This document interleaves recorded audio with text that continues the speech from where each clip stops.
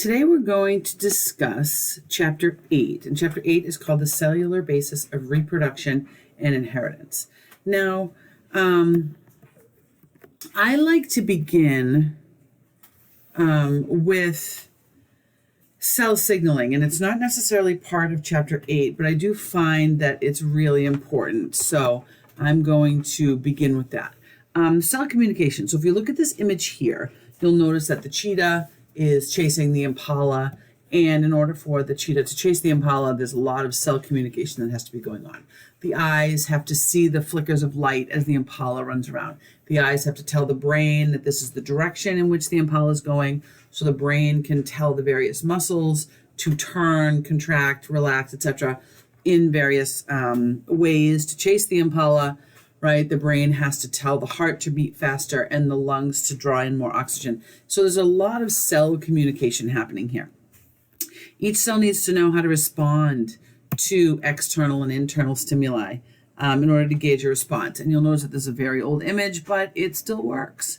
So this is basically the blue is the exterior of the cell, the yellow is the interior of the cell, and the gray is the plasma membrane. You'll notice that there's a purple membrane protein receptor, and that receptor is ready to receive some sort of triangular signal. When it does so, it is going to tell that receptor, or it's going to trigger that receptor to activate what's called the signal transduction pathway, right? And so that pathway of green molecules leads to some sort of response. So we'll get to that in a minute. So cells can communicate with cells that are right next to each other, which is what we see here, or cells that are far away. So this is called cell signaling. We have local chemical signals, paracrine signaling, which can be like a local chemical signal, growth factors, things like that. We can have synaptic signaling, which is neurotransmitters pass from one cell to another, a chemical that jumps sort of a little bit of a space, right? You'll see, but they're close to each other. They're not far, far, far away. We can also have long distance signaling, where a cell will secrete something like an endocrine cell will secrete a hormone into the bloodstream, and it will target an organ or a tissue far, far away. For example, insulin is released from the pancreas, and insulin is used by all of the cells in the body, right? It doesn't necessarily have to be the ones just around the pancreas. We also have nerve signaling, like the nerve in your spine, right? The impulse travels all along the other nerve cells to the destination, right? If you stub your toe, the impulse travels to your brain, then you retract your foot. So it's a long distance type of signal. So we can have local, we can have long distance, but either way, it is one cell telling another cell what to do. The signaling molecule hits the receptor protein, that's called reception.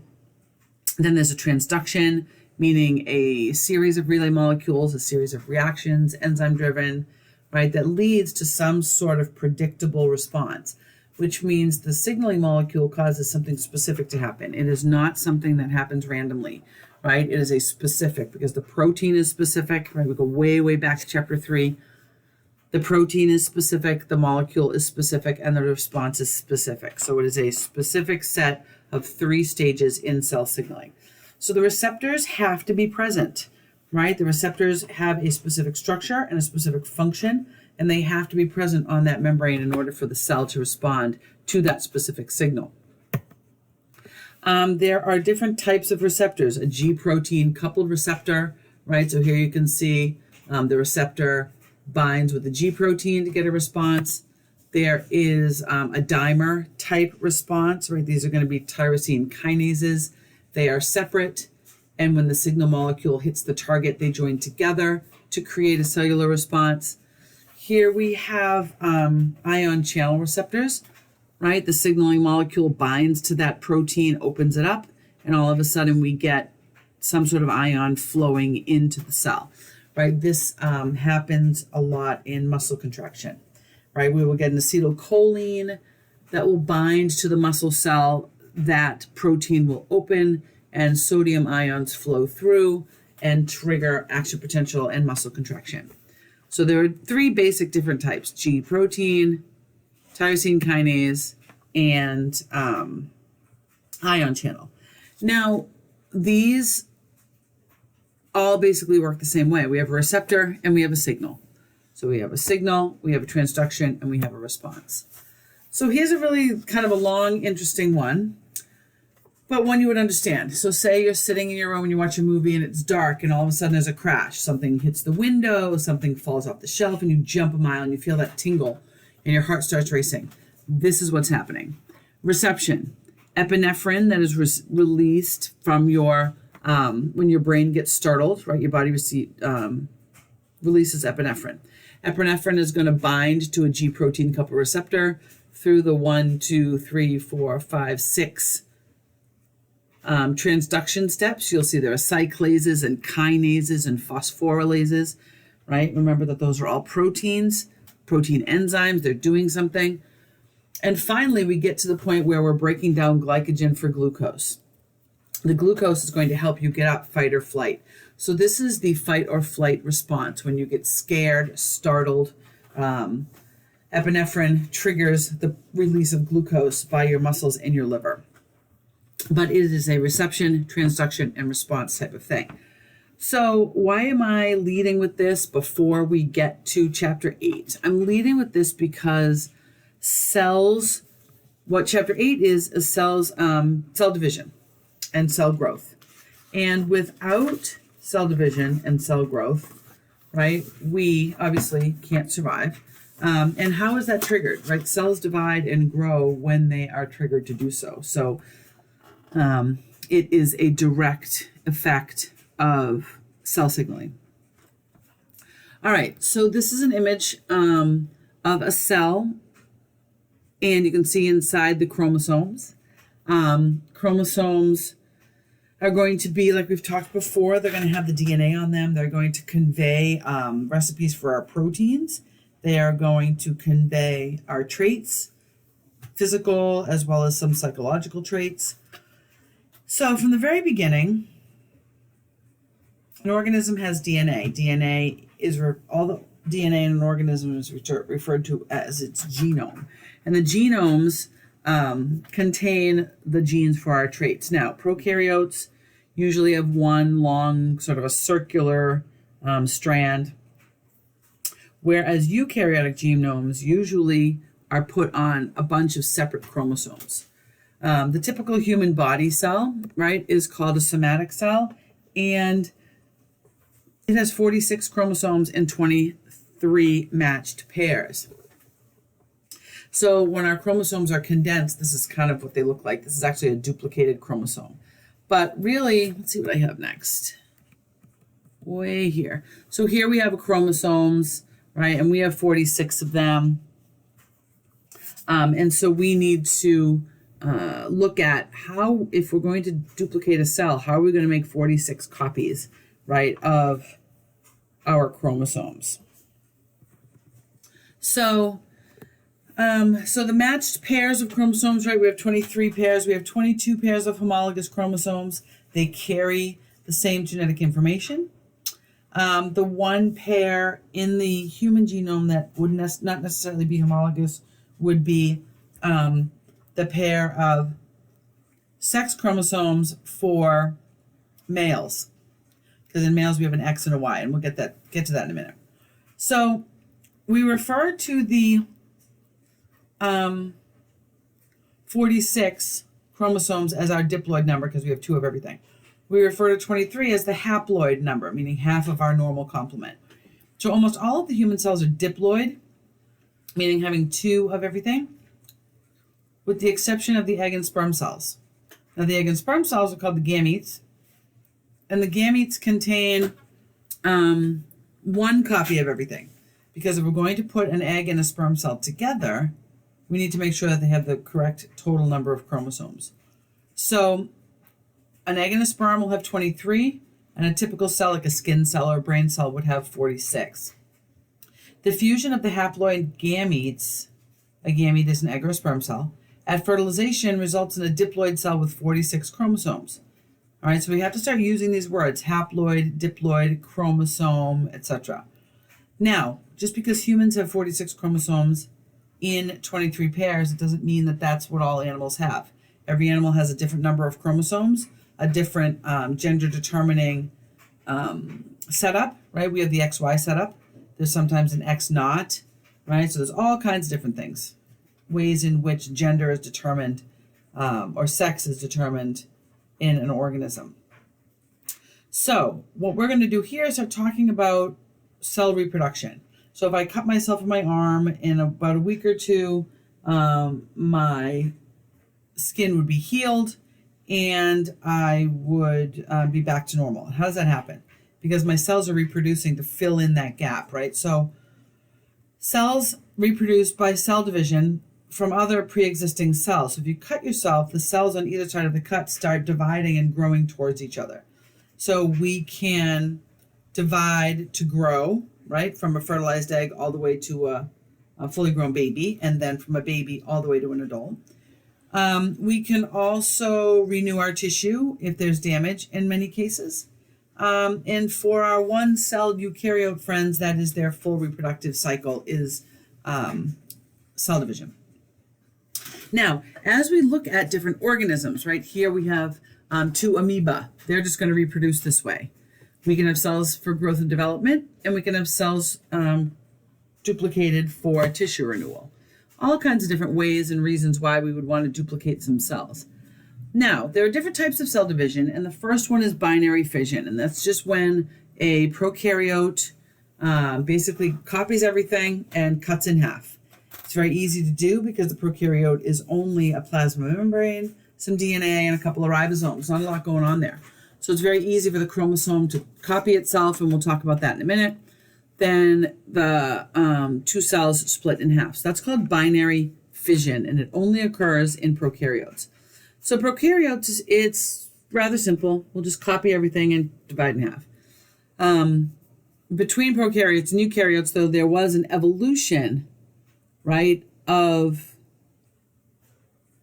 cell division and replication and reproduction processes, right? This is a prokaryotic binary fission. You can see that cell's splitting down the middle, and each cell is going to have a chromosome.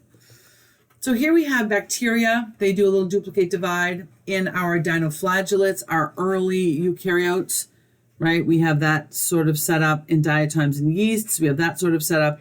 But most eukaryotes go with what's called the full cell division, or the full cell cycle.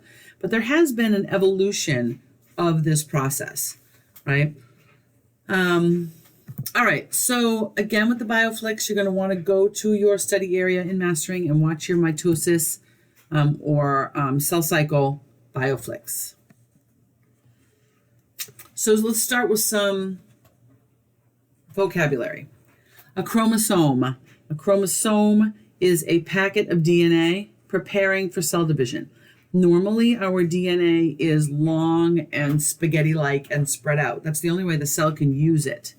When it's condensed, as it looks on the left-hand side there, when it's all packaged and typed together, a cell has a hard time using it, but it's easier to move around. So a chromosome is a packet of DNA ready for cell division. Each chromosome contains a unique set of genes. All right, and each of our 46 chromosomes, or each of our 23 pairs of chromosomes, contains unique genes. So chromosome number 1 and chromosome number 15 have different things on them. Like I said, we're not dividing. The DNA is called chromatin. It's very long, it's very thin, and it's invisible under a microscope. Not until the chromosomes begin to condense can we really see them. So we have our chromosome here. We have our sister chromatids. If we are going to divide a cell, we have to copy everything. So a sister chromatid is a duplicated copy of DNA. So each of those sister chromatids are identical to each other. They're held together at a region called the centromere. So now we have a chromosome, a chromatid, a chromatin, and a centromere. All right, so there's a lot. Make sure you understand the difference between these words. It's clearly differentiated in your notes, but make sure you understand the difference. So when a human cell replicates or divides, the cell copies its 46 chromosomes and then divides physically, right? So that each daughter cell or each resulting cell has 46 exact copies of the parent cell chromosomes. The cell has to copy everything before the cell divides. Right, so we just started talking about it. But every second of the day, millions of cells must be dividing to keep your body's cell count up.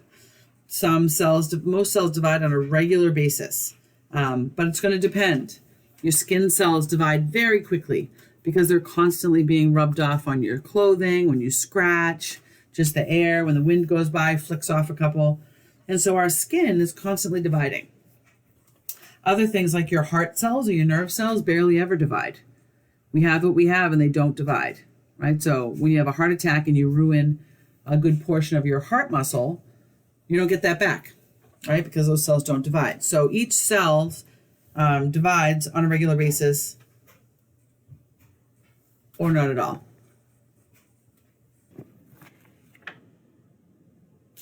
All right, so when the cell divides, whether it's once a day, once an hour, right? Once when they're created in utero, there is an orderly sequence of events, and most cells are going to do this process. Eukaryotic cells are going to do this process exactly the same way. Whether it's a liver cell, a brain cell, a skin cell, not a brain cell, a liver cell, a skin cell, I don't know, intestinal cell, right? They're all going to divide, duplicate and divide in pretty much the same way. Now, there is an orderly, this is called the cell cycle. And most of what we're going to talk about is going to be in the light blue section called the mitotic phase. But we're going to start on sort of the, 8 p.m. on that first cell. And that first cell is going to go through the long beige phase called interphase. Now, interphase always is sort of like nothing's really happening.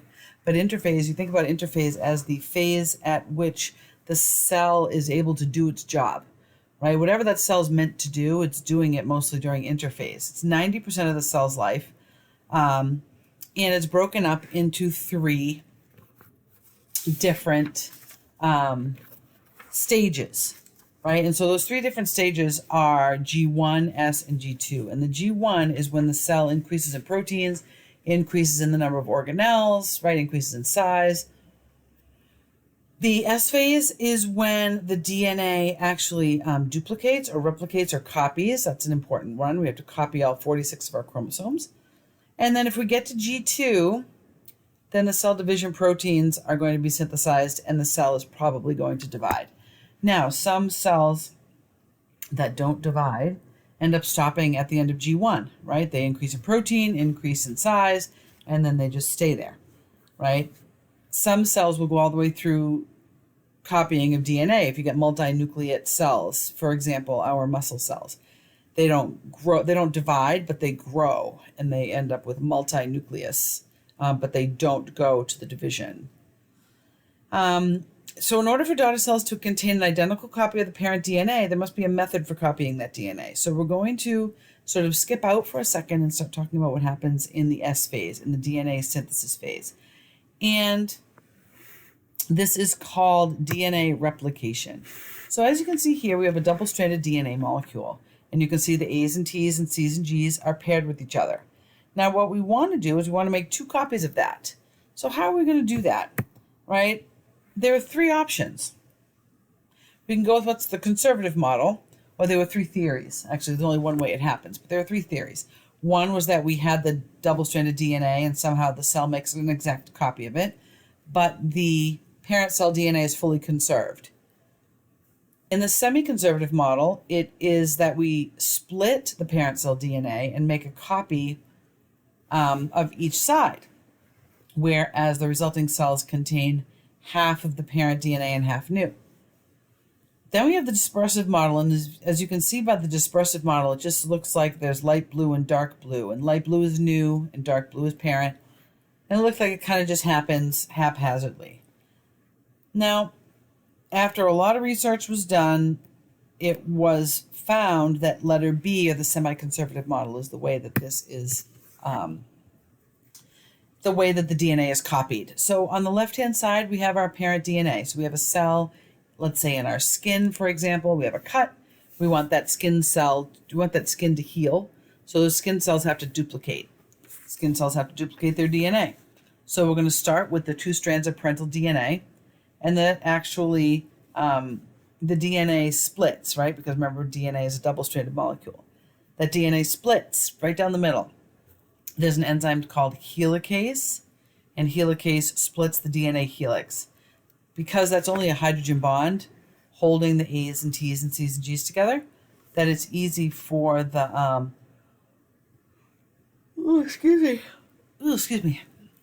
easy for the helicase to go down through that molecule and split it.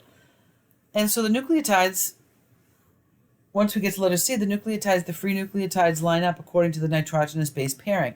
So in your cells, you have free nucleotides floating around, right? You have eaten some proteins, you have eaten some plants, some animals, and the DNA from their cells is now floating around in your cells ready to be used. So this is a case of you are what you eat, right? The light blue TGATC and ACTAG above letter C, those light blues came from some sort of organism that you ate. We don't make our own DNA, right? We have to take it from another organism. So then enzymes link them together, and as you can see on the right-hand side, we now have 2 copies of what we started with on the left. If we do this 46 times, we will end up with 2 copies of everything that we can then distribute to 2 new cells. So the semi-conservative model fits. Now, it seems relatively simple, just split the DNA and remake it, but consider that the helix must unwind and the 2 new strands are made simultaneously, and then the nucleotides attach at a rate of 50 per second, so all the way up, and 500 per second in bacteria. It is a very, very, very complicated process that seems to happen oh so easily in every organism. So when we open the parental DNA, we use helicase. When we bind the new nucleotides in, we use something called DNA polymerase. Polymer is a long chain, so a long chain of DNA enzyme. That makes sense. It's an enzyme that makes a chain of DNA, DNA polymerase. Now, when we look at this picture, now we see the 5' and the 3'. That basically just means the directionality of where the carbon and the sugar face. And DNA polymerase only add nucleotides to the 3' end. And so you'll see how it never attaches at the other end, just based on the way the phosphates are, etc. So we're going to grow that from 5' to 3'. And the prime just indicates the carbon at which that bond is extending from. So here we have a little bit more of a complicated image, right? So now we have the DNA, and you can see the parental DNA and it's splitting. But now what you're seeing is the little green molecule, the gray molecule, the little pink molecules. And now we have all of these enzymes playing a role. The green is going to be the helicase, right? The pinks is going to be the polymerases, but there are other different types of replication factors and proteins that need to be in there. Notice those little gray guys, all right? So it is a little bit more complicated, but really we're just trying to grow and create a copy of the parental DNA. All right, so here we have on the far left, the parental DNA is dark blue on dark blue. We have the green that is splitting it, and then we have the different polymerases, polymerase 1, polymerase 2, we have primases, we have ligases, all kinds of enzymes in there, resulting in the 2 segments of DNA. So this is probably the most complete picture. On the left, we have the parental DNA, it's splitting. And on the right-hand side top, you'll see a piece of DNA extending out, and the right-hand side bottom, you'll see a piece of DNA extending out. And basically, we're creating the semi-conservative model of DNA replication. Just make sure that you're aware of the different polymerases, helicases, etc., primases, and that it's not just as simple as matching up nucleotides, right? We need to have a whole bunch of enzymes in there. Another interesting thing is that the DNA polymerase actually allows the cell to police itself and say, you know what, that one doesn't fit, right? So if there's a mistake, right, DNA polymerase can help to replace that mistake. It is a continuous process, and 1 in a billion times is there a mistake. So when the DNA polymerases can read for those mistakes and they'll repair the damaged DNA. So we have a lot of safety nets in here to changing our DNA. All right, so if we go back to, let's go back to this picture here. We have a new cell. We go through the first gap, it grows, we add organelles and proteins and whatever the cell needs. If we think we're going to divide, then we're going to go through the replication process and we're going to duplicate our DNA.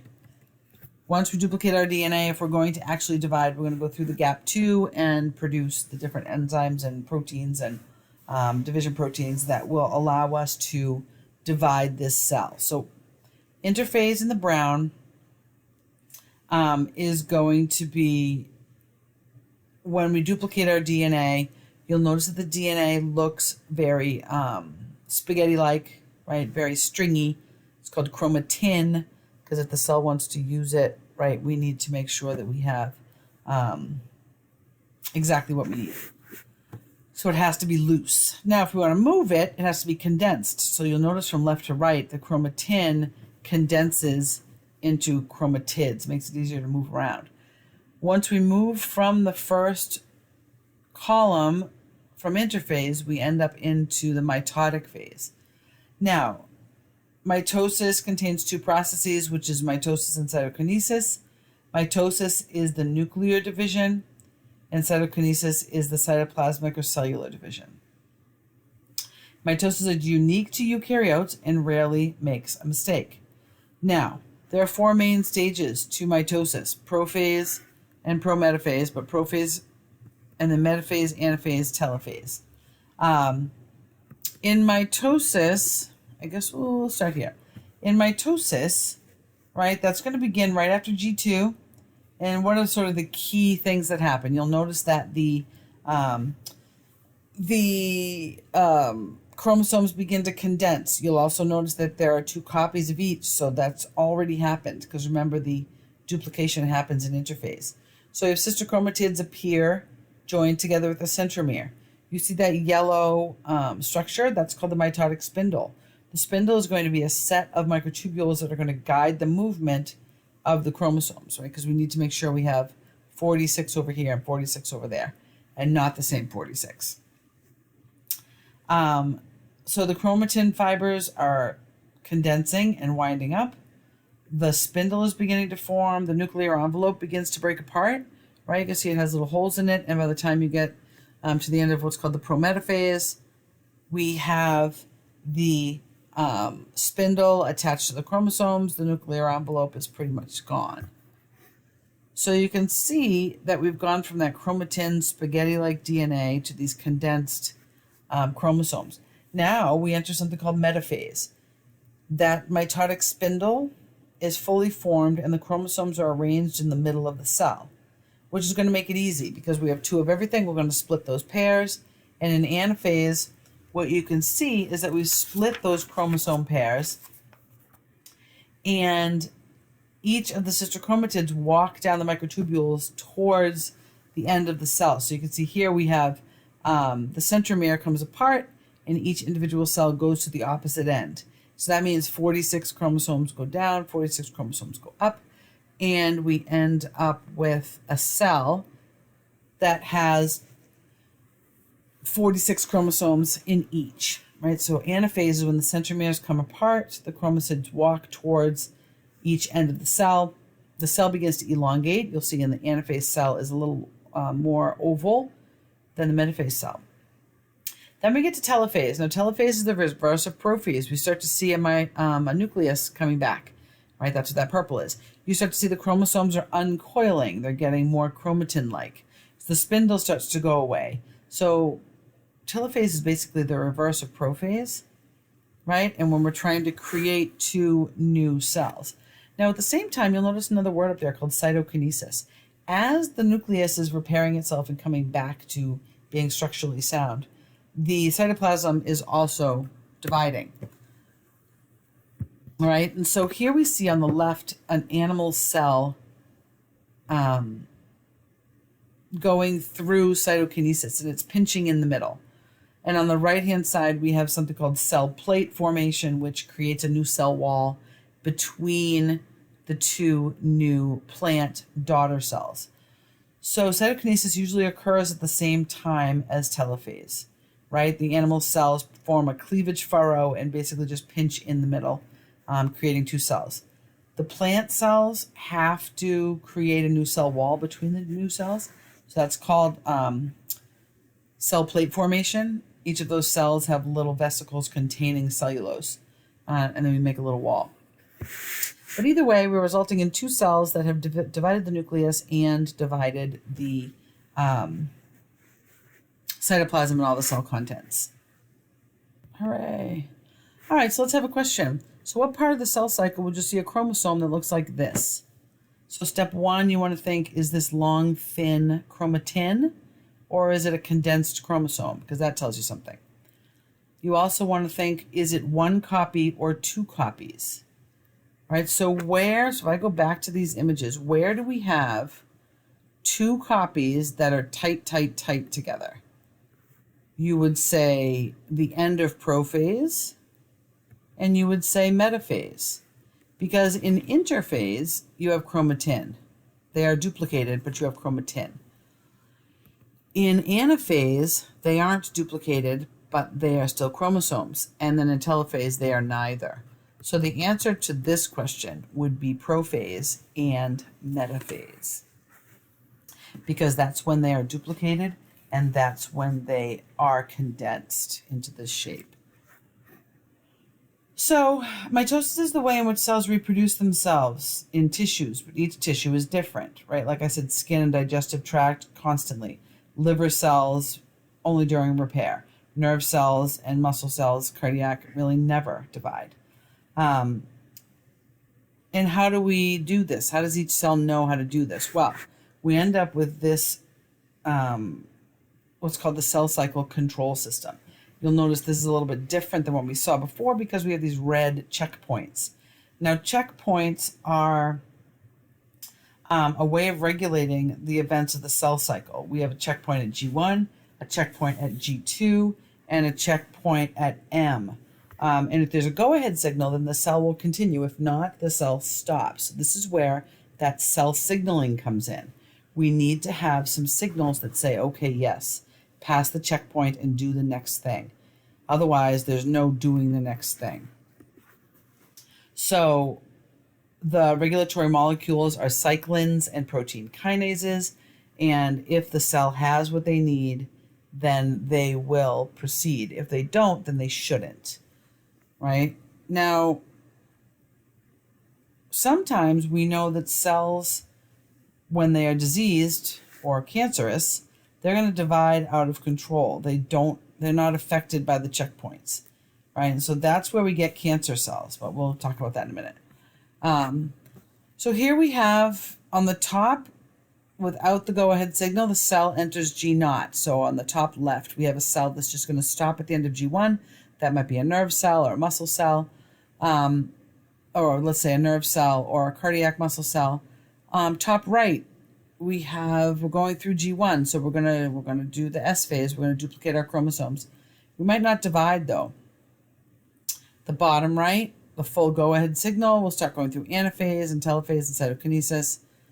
All right, so on the bottom left, right, there's no full chromosome attachment, so the stop signal stops at the middle of the M checkpoint. So a variety of different places in cells can be stopped from dividing for a variety of different reasons. We want to make sure we have enough cells, not too many. So that's why we would have this. Cells also have a set of characteristics called anchorage dependence and density dependence. Most of our cells need to sit on a solid surface to divide, and a lot of our cells will only divide to a certain depth or a certain density. Right? And again, this is all based on different cell signals. How do we know? Now, look at the bottom right, cancer cells. Cancer cells, look at how they're dividing very, very thick layer. So we'll get tumors that grow, right? Because they are not stopping their density dependence. And we're going to get some cells that don't necessarily obey the rules of anchorage dependence either, right? Because we have metastatic tumors, cancers that spread to other regions of the body, right? So this is a picture of metastatic tumor. A tumor grows from a single cancer cell in the breast, and then it invades the neighboring tissue, and it may spread through the lymph and the blood to other parts of the body, and then it might metastasize and stick there. And that is what we call malignant metastasis. All right. So we have cancer cells that grow in culture. They're not affected by growth factors. They're not density dependent. Many of them are not anchorage dependent. They can actually synthesize their own signals that tell them to continually divide, and there's no limit to the amount of times that a cancer cell can divide. So all of these are very unnatural. So when we talk about different types of cancer, we have to know where in the cell cycle that these cells are sort of becoming rogue, right? And so each cancer treatment targets different steps in mitosis because cancer cells divide at such a huge rate, and each one of them has an error in a different part of the cell cycle. So that's why there are different treatments for different cancers, because we have different signals and different cells and everything. There's not one size fits all. All right, so we're going to sort of switch gears a little bit here. Mitosis in the cell cycle is when we want to create copies of the exact same cell for growth, reproduction, etc. We're going to take our 46 chromosome cell and we are going to make copies of that. Now, at some point, we need to figure out a way to create the male and female gametes, and we need to make sure that we know how to create our haploid cells. So that's going to be a process of meiosis. So offspring get their traits inherited from their parents. This is obviously a human family, but this would be tulips or any other type of eukaryote is going to combine genes inherited from their parents. So here you can clearly see the mom and the dad, and each of the children is a different combination of the different genes. One of the children has very curly hair. The one on the left has semi-curly hair. It looks like the one on the right has very straight hair like the mom. You can see differences in the nose and the smiles, right, and the eye color. So these are all different traits that are inherited from generation to generation.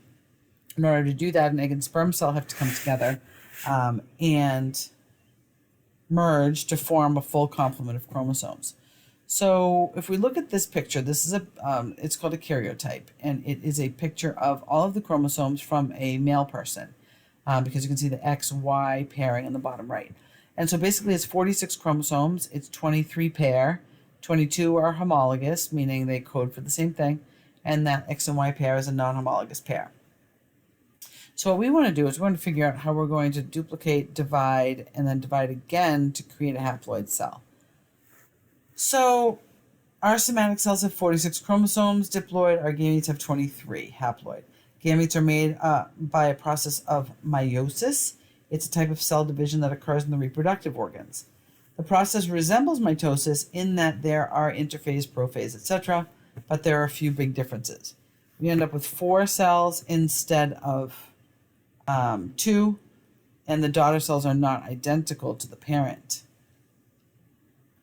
So meiosis occurs, all right, so we have interphase, and all that happens in interphase is the exact same.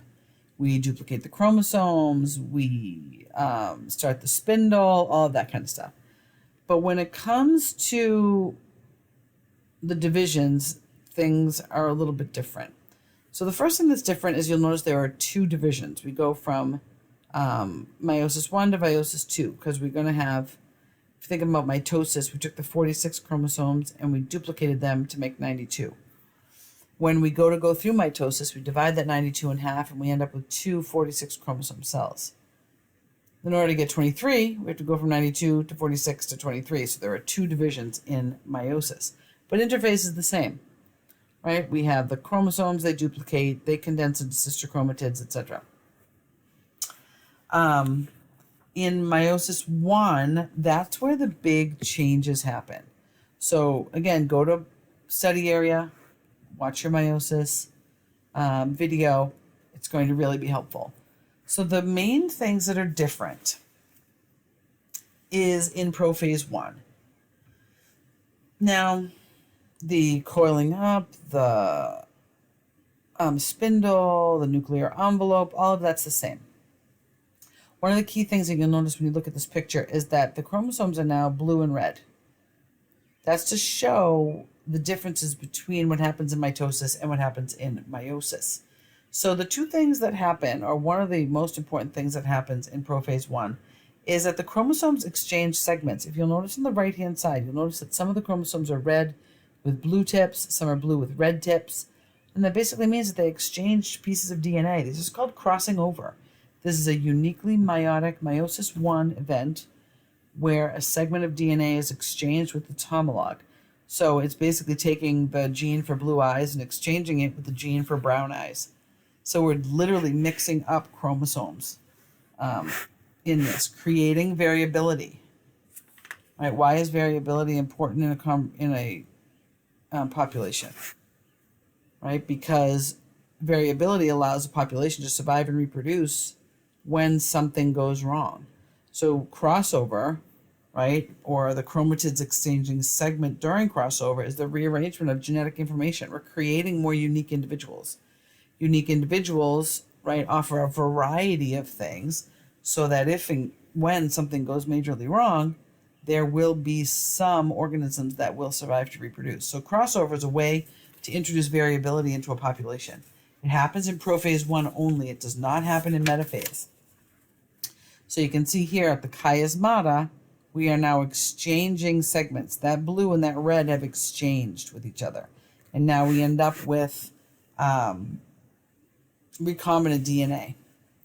Now, everything else is the same. In metaphase 1, the tetrads align at the metaphase plate. The tetrads are the paired chromosomes. So here we have the 1s, the 2s, and the 3s are all next to each other. It's called a homologous pair. And then we're going to divide them, and then we're going to go through anaphase, and we're going to move the sister chromatids, blah, blah, blah, right? And then we go through that whole process again for meiosis 2. And then we end up with cells. If you can see on the anaphase, each of those cells is going to have 3 chromosomes in it. When we started this process, the cell had 6 chromosomes in it, right? So you see there under prophase 1, that cell has 6 duplicated chromosomes. All right, so we had to divide them once in anaphase and telophase 1. Then we had to go through and divide them again so that each resulting cell is a haploid cell. Right? Haploid is 4 daughter cells with half the number of chromosomes. We started out with 6 chromosomes, and now we have 3 chromosomes. This is probably the best place to go for the compare and contrast of mitosis and meiosis. If I ask you to compare them, if I ask you questions about comparing them, this is where you should come. So, DNA replication, yep, both is a yes. Number of divisions, mitosis 1, meiosis has 2. Synapsis of homologous chromosomes, is there crossover in mitosis? No, we're not exchanging DNA, we want identical cells. In meiosis, yes, there is crossover that occurs, right? We're changing DNA. We're having resulting unique chromosomes. In mitosis, how many daughter cells? There are 2. They are diploid, and they are genetically identical to the parent. We are creating cells to replace other cells. On the right-hand side, there are 4 resulting daughter cells. They're haploid. They're genetically unique from each other and from the parent. Right? We're trying to create variability. Bottom left, why are we using mitosis? We are using it for growth, repair, and in some species of eukaryote, reproduction. For meiosis, why are we doing it? We're producing gametes, but more importantly, we're introducing genetic variability amongst those gametes. So on the left-hand picture, you start with a parent cell of 2n equals 6. 6 is the diploid number. If you go to the left, you duplicate, you line up, you divide. The resulting cells after one division are also diploid, and they're identical to what you started with. If you take the parent cell of 6, diploid 2n equals 6, we copy them, we divide them once, we divide them again, but more importantly, in prophase 1, we have crossover. So when we get to the bottom, yes, they're haploid, so there are 4 of them. They have half the number of starting chromosomes, but most importantly, each of them is a different combination of colors. We have some red, some blue, so blue with red, and each of those 4 cells are unique. So each of those 4 cells have the capability to become a unique human being. So you combine those 4 egg cells with 4 unique sperm cells, and now we have infinite combinations of things. All right, so really take a look at this. Very important. All right, so diploid cells can undergo mitosis or meiosis. Can haploid cells undergo either one? Right, a haploid cell could undergo mitosis because all you got to do is duplicate and divide. It doesn't matter how many chromosomes there are. But haploid cells cannot undergo meiosis because in meiosis you need a homologous pair, and if you only have one of each, then you don't have that option. Here's a little image showing you the genetic variation piece, right? Different combinations of things. We're not going to talk about independent assortment. Right, these are the recombinant chromosomes at the bottom. Notice how all 4 of them are different. All right, what are we looking at here? We are looking at a cell. It's got 6 chromosomes that have been duplicated. It looks as though it's crossing over. Each of those pairings is crossing over. So we have 4 chromosomes lined up on the metaphase plate. That's called a tetrad. We have crossover that already happened. They're in the middle. So if they're in the middle, it has to be metaphase. In mitosis, do we have the homologous chromosomes pairing up? That's a no. We don't have crossover. So this is not metaphase. So now, it's not mitotic metaphase. So now we have to decide, is it meiotic 1 metaphase or meiosis 2 metaphase? So let's go back to our picture here. In meiosis 1 metaphase, we have the tetrads aligned on the metaphase plate. In meiosis 2, we have just the sister chromatid pair. So what we have to think is, do we have 4 or do we have 2 in this image? So it looks like we have 4. So the cell, what phase is represented is letter C, meiosis 1 metaphase. All right, so this is just kind of showing you a picture of the chromosomes where the coat color is C and the eyes is E, right? And it just shows you that the tetrad, right? If we switched the C and the E, we might get a dark mouse with lighter eyes or a light mouse with darker eyes, right? So that's just a little sort of showing you the location of these 2 genes on those chromosomes. Well, just like we did when we talked about replication, what happens when things go wrong? What happens when things go wrong? Non-disjunction. Non-disjunction is a really interesting phenomenon. Non-disjunction basically means that there is a failure for the chromosomes to separate at anaphase. And what it means is, at the end, you end up with gametes that have extra chromosomes. We don't want extra chromosomes. We want exactly 46. And so if we get extra or too few, we can result in diseases and disorders, right? So that would give you an abnormal number of chromosomes, right? If you have an abnormal number of sex chromosomes, it's called Klinefelter's or Turner syndrome. If you have an abnormal number of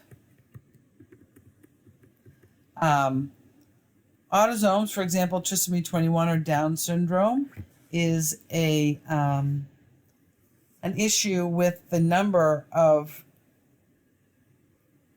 chromosome 21. Instead of having 2, we have 3. And that leads to all of the morphological changes in a person with Down syndrome. All right, so we can have non-disjunction events. We can also have chromosome duplication events.